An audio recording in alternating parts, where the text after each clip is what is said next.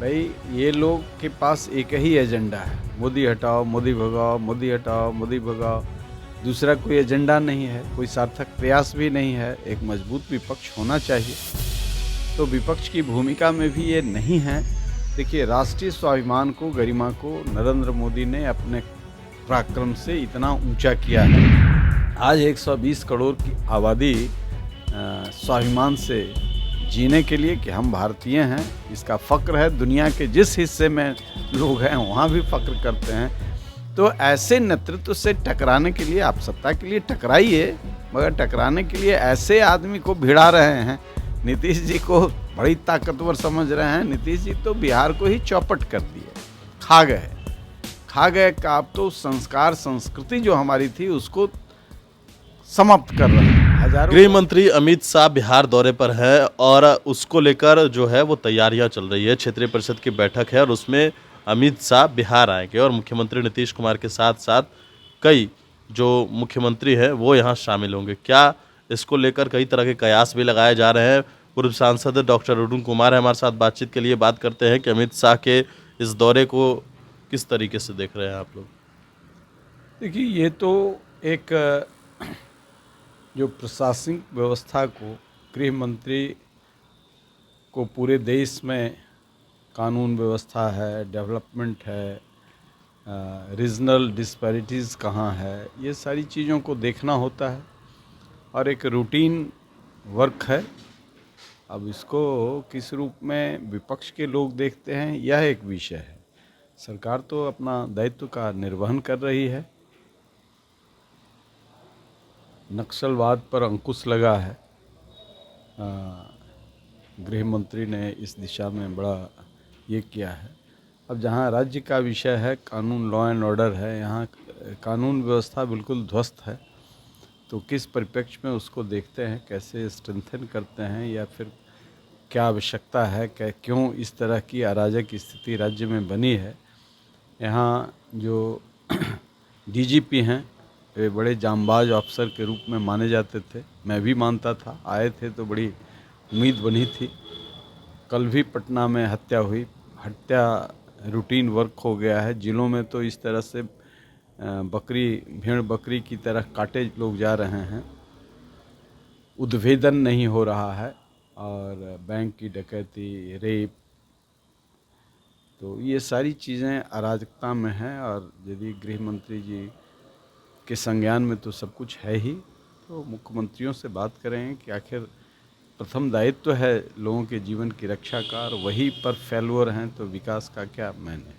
राजनीति में आप लंबे समय से है, एक सवाल है कि जिस तरीके से कांग्रेस की हार हुई कई 3 राज्यों में, जो हालत हुई कांग्रेस की, तो क्या लगता है नीतीश कुमार को इससे बेनिफिट होने जा रहा है क्या? एलाइज हैं उनके, तो बेनिफिट क्या होगा? डिमोरलाइजेशन होगा। भाई ये लोग के पास एक ही एजेंडा है, मोदी हटाओ, मोदी भगाओ, मोदी हटाओ, मोदी भगाओ। दूसरा कोई एजेंडा नहीं है, कोई सार्थक प्रयास भी नहीं है। एक मजबूत विपक्ष होना चाहिए, तो विपक्ष की भूमिका में भी ये नहीं है। देखिए, राष्ट्रीय स्वाभिमान को, गरिमा को नरेंद्र मोदी ने अपने पराक्रम से इतना ऊंचा किया है, जिसका कोई कैलकुलेशन उस आटे में कोई आता नहीं है, उस आट में कोई अटता ही नहीं है। और ये लोग एक तरफ से नरेंद्र मोदी का फोबिया इन लोगों को हो गया है। तो काम कीजिए, कोई बेहतर प्रदर्शन कीजिए। राष्ट्र जब संकट में हो तो सारी पॉलिटिकल पार्टियों को सुर में सुर मिलाना चाहिए। आप देखिए कि दुनिया के वैसी हस्तियां, जहां हमास के साथ फ़लस्तीन खड़ा है मजबूती से, फ़लस्तीन भी कह रहा है और इजराइल भी कह रहा है नरेंद्र मोदी चाहें तो देश में शांति होगी, इलाके में शांति होगी। अरब के कई मुस्लिम कंट्री कर रहे हैं, आप कुछ दूसरे आलाप लगाते हैं। तो आप वैसे जो भारत विरोधी ताकतें हैं उनकी मदद में बराबर अपने को खड़ा करते हैं, तो आप कमज़ोर होइएगा। राष्ट्र इन चीज़ों को देखता है, आम नागरिक इन चीज़ों को देखता है मजबूती से। और नरेंद्र मोदी के नेतृत्व में देश दुनिया में एक बड़ी ऊंचाई को प्राप्त किया है उसकी नज़र में। और उसका कारण है कि हम वित्तीय संकट से भी, कोरोना में दुनिया की बड़ी शक्तियां कमज़ोर हुई हैं, हम बढ़े हैं। हम मेंटेन किए और अब बढ़ रहे हैं इस दिशा में। तो जहाँ आर्थिक फ्रंट पर, इन्वेस्टमेंट के फ्रंट पर दुनिया में कोई मानव जन्म लिया है तो वह जानवर तो है नहीं। रोटी के बाद स्वाभिमान की बात आती है, कपड़ा, रोटी और मकान के बाद तो स्वाभिमान की बात आती है। भारत दुबका हुआ था कई कारणों से, नेतृत्व के, कमज़ोर नेतृत्व के वजह से। आज दुनिया के लोग ये जानते हैं, जो अमन पसंद लोग हैं वो जानते हैं कि भारत को आतंकवादी शक्तियाँ हिला डुला नहीं सकती हैं और बड़े राष्ट्र कोई धमका भी नहीं सकते हैं।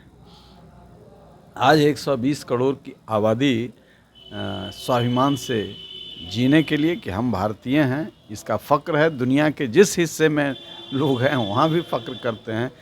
तो ऐसे नेतृत्व से टकराने के लिए, आप सत्ता के लिए टकराइए, मगर टकराने के लिए ऐसे आदमी को भिड़ा रहे हैं। नीतीश जी को बड़ी ताकतवर समझ रहे हैं। नीतीश जी तो बिहार को ही चौपट कर दिए, खा गए का। आप तो संस्कार, संस्कृति जो हमारी थी उसको समाप्त कर रहे हैं। हजारों वर्ष से हमारे पुरखों ने जिस संस्कार और संस्कृति के वजह दुनिया में पुराने इतिहास को हम लोग चंद्रगुप्त मौर्य और चाणक्य की चर्चा करते हैं, तो अब तो ये जो शास्त्र पढ़ा रहे हैं विधानमंडल में, वह अपने घरों में भी बैठे लोगों को शर्मसार कर रहा है। तो इनको यदि दुनिया के पटल पर लाना है, लाएं। इससे कितनी मजबूती मिलेगी विपक्ष को, ये तो पता चलेगा समय से। अच्छा, हम कुछ आपकी पार्टी से भी बात कर ले। आपकी पार्टी क्या चाचा भतीजे में सुलह होगा? क्या लग रहा है कुछ ऐसा? क्योंकि अब तो चुनाव भी नज़दीक हो गए, आ रहे हैं और अब समय आ गया है फैसला लेने का। हम पार्टी के बारे में ही बता सकते हैं ना। हम तो कहते हैं कि उनके चाचा की भूमिका एक राजनीतिज्ञ की हैसियत से बड़ा ही नकारात्मक रहा है और आज भी है। तो ऐसे में पार्टी के रैंक एंड फाइल, न कोई पदाधिकारी, न कोई कार्यकर्ता, सपोर्टर ये पसंद करेगा। इसलिए हम नहीं समझते हैं कि चाचा भतीजा का मामला ये नहीं है। ये पार्टी के शीर्ष नेतृत्व का मामला है और पार्टी कार्यकर्ताओं का होता है। इसलिए चिराग पासवान जी, माननीय जो हमारे राष्ट्रीय अध्यक्ष हैं, इसी परिप्रेक्ष्य में निर्णय लेंगे। चलिए, बिल्कुल। तो हमारे साथ पूर्व